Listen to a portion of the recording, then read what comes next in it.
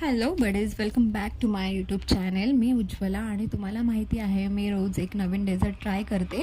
So आज आपण visit करणार आहे इराणी कॅफेला and I am damn sure खूप सारे लोक इराणी कॅफेला विजिट करतात फॉर डिलिशियस डेझर्ट आणि तिथलं फेमस चहा आणि बन मस्का, त्याच्यानंतर किमा पाव आणि मटन समोसा. तर खूप सारे डेझर्ट्स आणि पदार्थ पण फेमस आहे जे की लोक खायला येतात. आणि मी ना डिझर्ट ऑर्डर करण्याच्या पूर्वी तुम्हाला एक हिस्ट्री सांगते की जेव्हा ब्रिटिश आपल्या इंडियामध्ये आलेले, सो त्यांनी मुंबईमध्ये ऑलमोस्ट 350 कॅफे 1950मध्ये स्टार्ट केलेले, जे की इयर 2000पर्यंत त्यांचे 25 कॅफे उरले होते मुंबईमध्ये. आणि त्याच्यानंतर त्यांचे पुण्यामध्ये पण, हैदराबाद आणि मुंबईमध्ये खूप सारे कॅफेज होते.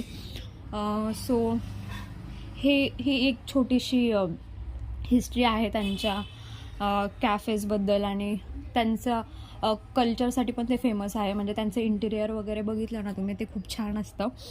आणि तुम्हाला जर व्हिजिट करायचं असेल तर PICTच्या अपोजिट साईडलाच एक्झॅक्टली इराणी कॅफे आहे. आणि मला ते पण खूप आवडलं, ब्राऊन आणि व्हाईट जे आहे इराणी कॅफे. त्याच्यानंतर मी चालली आहे आतमध्ये आणि कलर कॉम्बिनेशन मला खूप आवडला. जो ब्लू आहे आणि ती जी भिंत दिसते तुम्हाला ती ग्रे टाईप आहे थोडी. सो मी असं बघत चालली होते की काय काय आहे काय काय नाही कॅफेमध्ये. सो हा जस्ट व्ह्यू दाखवते तुम्हाला. छान असे टेबल्स होते आणि इवन दुपारी व्हिजिट केलं तरी पण तिथे क्राऊड होता. आणि हे झुंबर्स मला खूप आवडले, नेव्ही ब्लू कलरचे होते. आणि गाईज ह्या ज्या भिंती दिसत आहेत तुम्हाला, तर थोडेसे अशा ओल्ड दिसतात बिकॉज ते त्यांच्या कल्चरसाठी पण फेमस आहे. तो थोडासा असं ओल्ड टच देतात ते. जसं की पूर्वीचे जे तुम्ही बघितलं असेल ना इंटेरियर त्यांच्या कॅफेचं, तर थोडेसे असं ओल्ड आहेत. आणि ते खूप अट्रॅक्ट करतात ॲक्च्युली. सो ते पण खूप छान होतं. मग मी डिसाईड केलं की आता आपण डिझर्टमध्ये बघू काय आहे. सो तिथे त्यांना विचारलं की काय काय अवेलेबल आहे. आणि मग नंतर मी बघितलं की खूप सारे डेझर्ट होते आणि मोस्ट ऑफ द चॉकलेट फ्लेवरमध्ये होते. बट मी ऑलरेडी चॉकलेटचे खूप फ्लेवर्स खाल्लेले आहेत, म्हणून मी आज डिसाईड केलं की तिथे मला रेड वेल्वेट दिसला. सो मी डिसाईड केलं की मी आज रेड वेल्वेट हे करणार आहे, ट्राय करणार आहे. सो मी असंच एक व्ह्यू सगळं बघत होते की तिथे काय काय आहे, स्वीट्समध्ये काय काय आहे. त्याच्यानंतर मग मी मेनू कार्ड बघितलं की त्याच्यामध्ये काय काय ऑप्शन आहे. तर गाईज तुम्हाला जर लंच पण करायचं असेल तर तुम्ही लंच पण करू शकता. म्हणजे बिर्याणी आणि जसं मी बोलले की तिथे नॉनव्हेजचे पण आयटम्स मिळतात.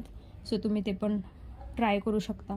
आणि मेनू बघितल्यानंतर आणि ऑर्डर दिल्यानंतर मी परत एकदा व्ह्यू बघायला लागली आणि व्ह्यू असा खूप छान होता. सो मला खूप छान वाटलं. आणि दुपारची वेळ होती, सो थोडंसं ऊन पण येत होतं तिथे. सो ओवरऑल छान होता कॅफे आणि मला खूप आवडला. आणि तुम्ही व्ह्यू एन्जॉय करा, कॅफे बघा.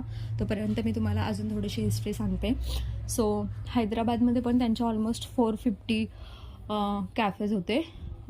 ते पण नंतर खूप कमी झाले, म्हणजे 2024पर्यंत ते काहीतरी 25 राहिले. आणि पुण्यामध्ये पण खूप साऱ्या ब्रांचेस आहेत त्यांच्या, जसं की वाकडमध्ये ब्रांच आहे, कल्याणीनगरला आहे, खराडीला आहे, अशा खूप साऱ्या ब्रांचेस आहेत. आणि अगेन मी जसं बोलले की त्यांनी कल्चर त्यांचं मेंटेन ठेवतात, जसं की इंटेरियर, ॲम्बियन्स, लाईट्स वगैरे ते पण ठेवतात. आणि मग नंतर आपली ऑर्डर आलेली. सो मी डिसाईड केले की चलो अभी रेड वेल्वेट टेस्ट करते. आणि मी एक बाईट घेतला, तो खूप टेस्टी आणि खूप डिलिशियस आणि खूप स्वीट होता. सो मला खूपच जास्त आवडला, म्हणून मी अजून एक बाईट घेतला. आणि नंतर मी खूप छान आहे असं करत त्याला 10 on 10 पॉईंट्स दिले. आणि ओवरऑल हॅपी फिलिंग, म्हणजे मला छान वाटलं खूप. डेझर्ट खाऊन छानच वाटतं. आणि गाईज मेन थिंग, स्वीट खाणं तेवढं हेल्थसाठी चांगलं पण नाही. बट आय वूड सजेस्ट की बॅलेन्स डाईट करा आणि मग तुम्ही स्वीट पण खाऊ शकता. सो गाईज हा होता आपला स्वीट व्हिडिओ. आणि तुम्हाला जर हा व्हिडिओ आवडला असेल तर लाईक करा, सबस्क्राईब करा आणि कमेंट करायला विसरू नका. आणि आपला नेहमीचा लास्ट क्वेश्चन, तुम्हाला इराणी कॅफेमधलं कुठलं डेझर्ट किंवा कुठला पदार्थ आवडतो तो कमेंटमध्ये मेन्शन करायला विसरू नका. And again thank you so much for watching this video. भेटूया